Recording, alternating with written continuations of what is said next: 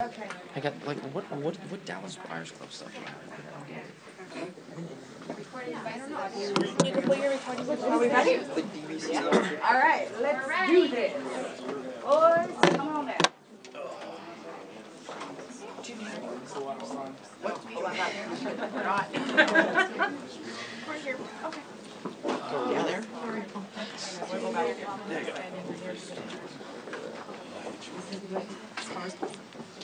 Hi everybody. How's it going? Hola, what's up? Hola. Yeah, we're on telemundo this morning. People speak English here? Yes. Yes. Most bilingual? Yes. Yes. Yes. There we go. Sorry. I am not bilingual. Me either. I am not. Don't worry about it. Actually, it was really funny. My grandmother saw you on TV this morning. On what? Yeah. On Despierta. On Despierta? Yeah, she watches awesome. that every morning. Yeah, does she? Yes. They were dancing early. So early for us, and they were just like. So we're going to get started. Our first question will be for Tom, if you can talk a little bit about how it was bringing everyone together to make the film. I mean, it was the first thing that happened. We wrote the script. We got it to Zach. Zach was in Canada at the time. He read it, called me. I'd never met him before. He said, "Hey, it's Zac Efron. I would love to do this movie. I'd love to help you make it." And he came on board, and that was instrumental, sort of a catalyst for pushing the ball forward. And then we were able to chase these two guys down and convince them to do it. And that was that. But in terms of like making the movie, if you've seen anything about these three guys, just wrangling them is part of the challenge. They're all fantastic actors, but they got a lot of energy. So you want to start with the question? Very well put. Okay, I guess I'll go first. My first question is actually for the trio. What really attracted you to this project in the first place? When I first read the script, I was in Cannes, so it was beautiful out, and I don't know, I recognized something in it that was authentic to guys now, to this generation, that I hadn't seen before.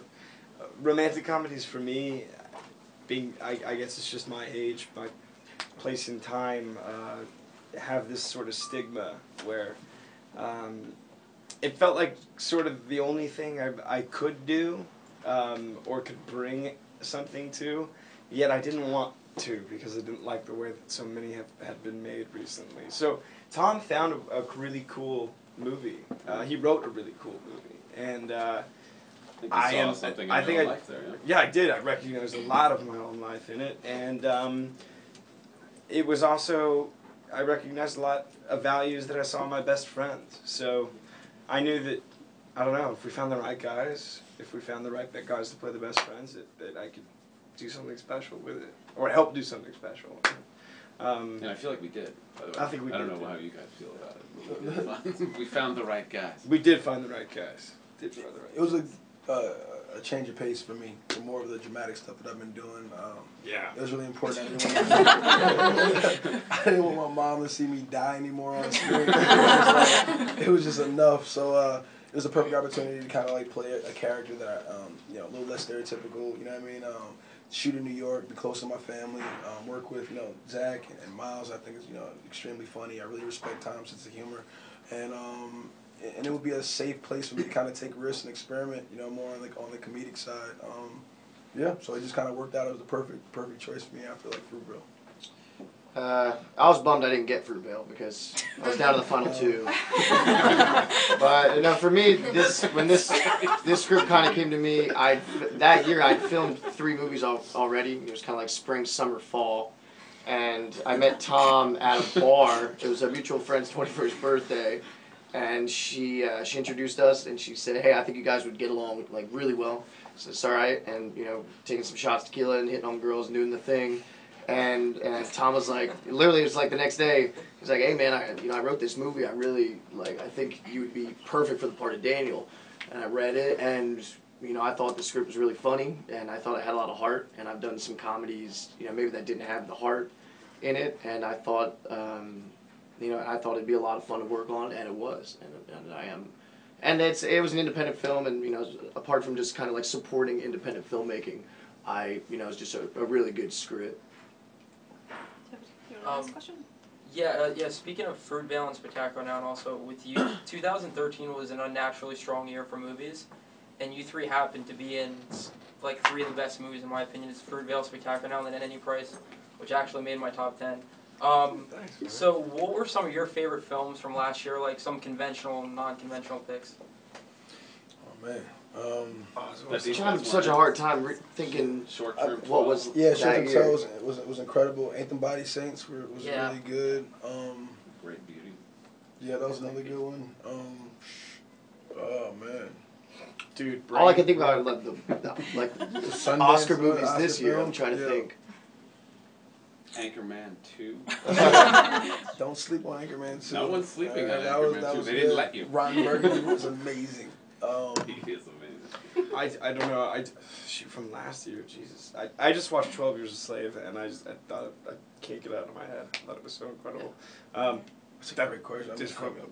Yeah. Man. Like Dallas Buyers, is that last year? Or is that? Yeah, it was last year. Oh, last year. Okay. It's like Yeah. bleeding Dallas in my Buyers head. Club, man. Wait. Dallas Buyers Club was my favorite film. I thought you were just watching like 2 incredible actors just They are, yeah. completely Yeah. give themselves over to a story. Mud.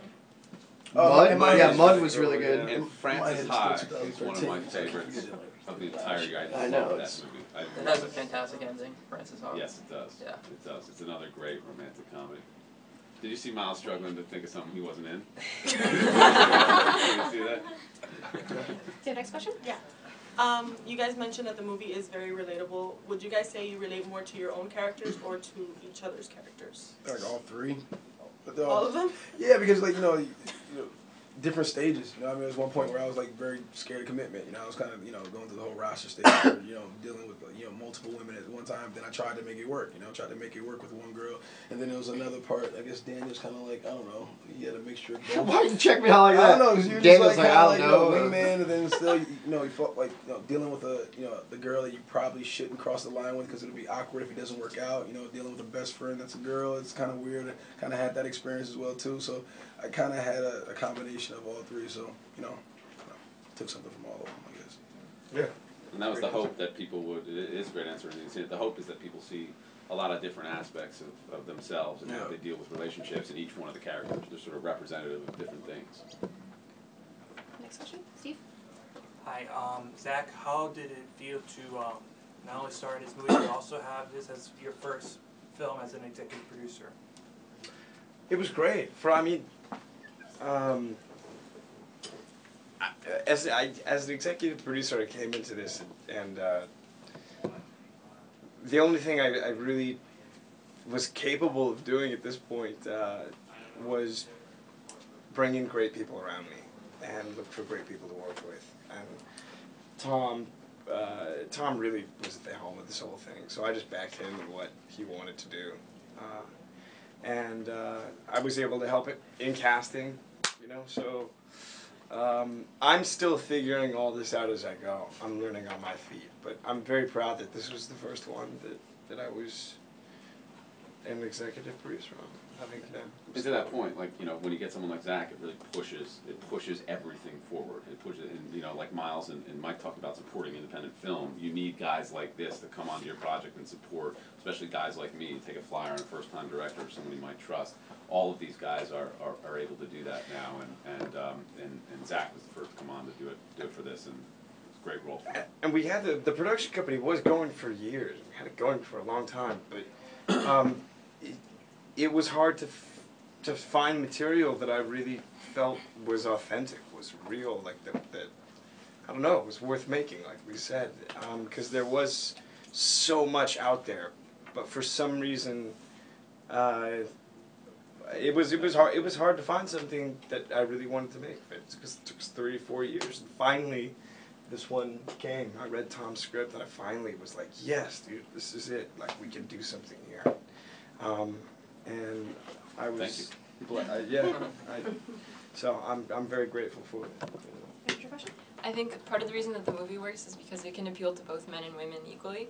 Do you think that part of the reason why it can do that is because recently our generation is, there are less marked stereotypes maybe because of technology? Like there's a scene in the movie where Jason's looking through the Facebook, and it looks like something that usually girls would do, but it seems to work because technology... Yeah, dude, guys do that so much. I didn't even know girls do that. I thought that was purely a guy thing. That's It's so not. funny. Now it's Instagram stalking. It's not just Oh, Facebook. yeah, man, you can tell so much. How from many a pictures picture does she of like? Mike. She like 8 pictures in a row. Like, My yeah, roommate it's the is whole thing. incredible at like meeting a girl at a bar and somehow figuring out like who her friends are and then somehow finding like pictures of her without like really knowing anything about her. Oh my God. He's a wizard at that stuff. He's Yeah. seriously like CSI on Facebook. And I think that's one of the things that this movie tries to do is say that these like gender-specific roles are not that anymore. The lines are blurred, if they ever were. And while that may sound like sort of an obvious thing, it's kind of underrepresented in popular culture and film and TV and all that kind of stuff. So. And you wrote strong female characters too. It's not like the Yeah. women are just so dependent, on the guys. Like they have a lot of, respect for themselves, and it's not, Yeah. misogynist. It's not, like the guy gets the woman when he wants her, this and that. Ellie's Like, exactly right. It's not always respect her, which is a Yeah. big thing. In the she so dance. moment. And Imogen and Exactly. Mackenzie Davis, and I didn't work with Jessica, but I felt like Mackenzie's performance, because that was the girl that I worked with. I thought that she was, really fantastic. I mean, Jessica did a great job because you really didn't like her throughout the movie. I mean, you kind of just, you wanted Mikey to kind of get over her really fast. So that was kind of a testament to her acting in the film. She was really good. And it is a two-way street, right? Like they, it's not always girls that want the relationship, like classic romantic comedies where they're like, I'm not complete unless I have that person, unless Zach has his Emmy, and in this we also show girls that don't want to be in relationships and like are avoiding this sort of moments with Addison Timlin's character and Zach, and sometimes there's guys that really want to be in a relationship, like Michael's character, and I think that's important. That's what we're really trying to do. Love is a highway, is what we're trying to say here, people. He just wants to sing. I know that's what's coming. You guys have some great one-liners in this movie, and you play off each other really well. Did you do any improv on set? Yeah, Tom didn't write a word of it. I would say 99% is in the script. Tom wrote a great to it. That's how you know when. Usually, what I found like the better films that I like that I've been associated with, you stick to it very, very strongly. But there are moments that you can't deny. Like good actors kind of give you gifts every once in a while. So these guys do something funny, and you can't help it. Just react naturally and put that stuff in. And put that stuff in. So there's a couple lines here and there that are improv, but I will say that we shot this movie in 24 days as an independent shoot, so it was a lightning shoot. We didn't have time to let them improv. I would have loved to. I wanted to. 20 to. guys. I know you did. I know he did. Yeah, it was. I thought it was really. That's another shout out to Brandon. Brandon Tross, our amazing DP, who shot this at the end. I can't believe the way I was really surprised at how well the movie looked, how great it looked. It looked so real, and it the soundtrack, the way it feels, and we shot it all in New York City during the coldest time of year, with no trailers, with no jackets. I look back, it was one of the hardest things we've ever done, and we had them sit outside in the cold for about 16 hours one day, the coldest day of the year, and they're in fall clothes, but we shot it in the dead of winter. We did. I felt so bad for Emmy. I mean, I got pneumonia after, and Emmy, I don't know how she's alive. She's alive. Have our next question. As far as doing, as far as doing independent film and doing studio movies, which ones do you guys really love? Like, as far as the experience of being on set and doing the press stuff. It's a little both. You have to do both. Yeah, you appreciate both of them. If you want to eat good food once in a while, and then still satisfied. And have a car and stuff. Things that you really care about, like the art and stuff. It's like you gotta kind of teeter the line. I think independent film, it's like you get down to the nuts and bolts of acting. A lot of times you don't really get it mixed in a lot of politics of bigger films. They have so many other issues that they have to address. It's not worried about putting people in every seat. It's about actually the script and the project. But you love the opportunity to go do bigger films, go to different, strange, foreign locations, all over the world and stuff like that. That's definitely a plus side. Excuse me, to doing bigger films. And independent filmmaking it's very collaborative. The stuff I've worked on, you really feel like it's you and the director and your other actors, and you really feel like you are kind of the final say. And when you get on studio films, the studio has to give the final thumbs up, and they're usually not as big a risk takers because they're trying to make money. I mean, everyone's trying to make money at it, but there's just a lot more people you have to please on a studio film. And my forever mission is to attempt to take the best elements of both commercial and independent film and bring the best elements of them together. You know, I think that's what we tried to do, and if we can, I learned so much from the art of what we do from the independent films, but then I have so much fun in the commercial ones. It's, I don't know. I think that a mix of both. It's somehow a mix of both. But yeah, I don't know. I wouldn't say you're obligated to do one or the other. It's more like, I don't know. It's unless the studio has options on you, and then you kind of have to do like 3 pictures. If you have like a 3-picture option, then you're kind of sucked in, and you have to do them, which is a blessing and a curse. Golden handcuffs. Yeah, that's good. What, golden handcuffs? Golden handcuffs. It's like soap operas. Did you have another question? Yeah. In the movie, Jason has a line that says, they call us the selfish generation. But I think what works out both Is that from the movie? They call us the Okay, selfish you gotta watch it. Sounds good. And I think the reason it works is because you guys feed off of each other's energy, because you're not selfish. But in real life, do you think that we are the selfish generation? I think we're the entitled. I mean, our generation's generation, you get a trophy just for playing. I mean, our parents told us that you could like go out there and do anything, because our parents, you know, from the baby boom, the market was great and the money was really flourishing, and so, you know, they instilled this like heightened sense of self, and as they should. But now there's a lot of kids graduating, the economy sucks, and people are just, their dreams are being crushed daily, and that's like, you know, people don't know how to deal with it. People are self-made. They're giving up on the bigger picture of like going to school, getting degrees. Like there's no job market out there. It's like, okay, I got to do it myself. You know, I got to go out there and like, you know, get on YouTube and put my video out. Yeah, people just want to be famous. They think to be famous for not really like doing this whole reality television world that we've created. Yeah, so it's, I guess, for a little bit, yeah, definitely. There can be a sort of positivity to self. No, we suck. Well, Tom, don't pump it up. We suck. Not completely malicious. Unbelievable. I mean, there is some. Tom's an older generation, so he doesn't really understand that at all. Like, hence the gray hair. That's from you. This is for you guys. What was the tough? You guys said you shot this movie in 24 days, which is very hard to. But for each of you guys, what was the hardest day or the hardest moment while shooting this film? Some of these cold walk and talks were hard because you got to get in one shot. You know, that's kind of like, a walk and talk is like a dude's carrying a camera and we're walking and we're talking. And it was. I think you got that. Well, I don't know. That's a feeling. I don't know. Anyway, if you're offended, I'm sorry. But it's a walk and talk, and it was just cold, and it's hard. It's hard to get anything in a oneer, and also when you kind of have the pace that you're shooting at for 24 days. Shooting outside of New York, where there's, because of Zach, a shit ton of paparazzi, and there's a ton of fans. I've never experienced anything like that. And it's New York City. And it's New York City, so it's like, it is, you're right there as the city's breathing all around you, and you're still trying to stay focused on the scene. So.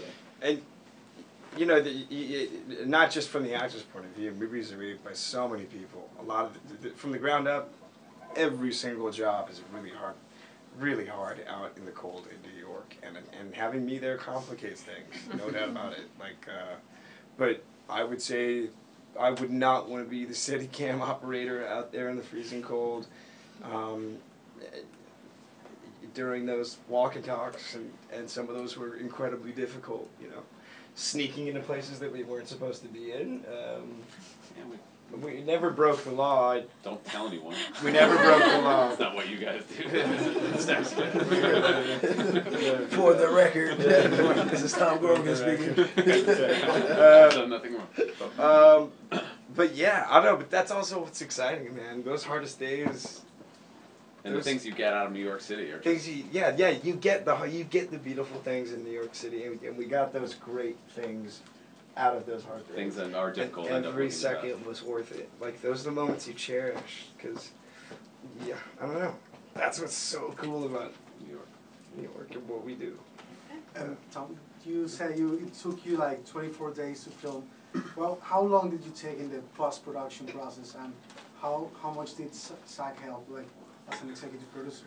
Well, the post-production process, luckily, I had great producers around me: Scott Aversano, Andrew O'Connor, Justin Nappy, Kevin Turin, and they gave me all the time that I needed to finish the movie. So we edited for 6+ months, and I was able to try every possible iteration of the story and the film and different iterations of scenes, and they really let me do my thing and sort of, you know, with a firm guiding hand. And Zach would stop into the edit now and again, but they left me to do my thing, and I hope they're all sort of satisfied with the outcome.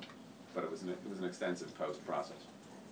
This will be the last question. No, No, go ahead. That's what ended. It was also fun to check in on and hear what Tom was going through, because for both of us, I guess it was the first time, and he had a very, it was unique to listen to a guy speak about sort of the day-to-day problems or the day-to-day things that he was going through in the editing room, and what was in sort of the rules that were kind of self-imposed, that were imposed upon you, yeah, that you kind of broke. You know what I mean? And that to me was neat. I felt like the whole thing was, it's like it's dangerous. It's like a rebellious act. Yeah, and I think a lot of times for first-time filmmakers, one of the dangers is thinking that you know how the whole thing works, and then you get into the edits, and my producers luckily gave me, an editor, God bless him, gave me about a month and a half to destroy the movie, and then they were like, okay, and then I figured out how it worked, and we built it back up in the right way. So it was a you know, a steep learning curve for me. You were not looking healthy when I would see you during the editing of the movie. I'd stop by and be like, oh, it smells like crap, and I'm leaving, and you just looked like you hadn't slept, and I was like, Tom, you got to get outside. I've been in this editing room for 16 hours a day. Like, I was there for every minute of every day. Like, you look psychotic. Yeah, well, it's, you know, you don't recover easily from editing, you guys. Well, we're actually out of time now, sorry, but thank you guys for coming. So if you guys just stay seated for a second, and we'll file you guys out in a minute. Yay, Thank you. Thank you. Thank you. Thank you guys for coming. Appreciate it. Thank you. Guys, thank you very much. Thanks a lot, guys. Thanks, guys. I really appreciate that, too. Thank you. Cool. I finally get to see Ramin again. Oh, really? Yeah, I just did in New York, but that's really awesome. appreciate that. Thank you. This way. Is there something on my back? No, you're hitting your head. Oh, I thought that was my phone, but then there's like 8. You're hitting your head there.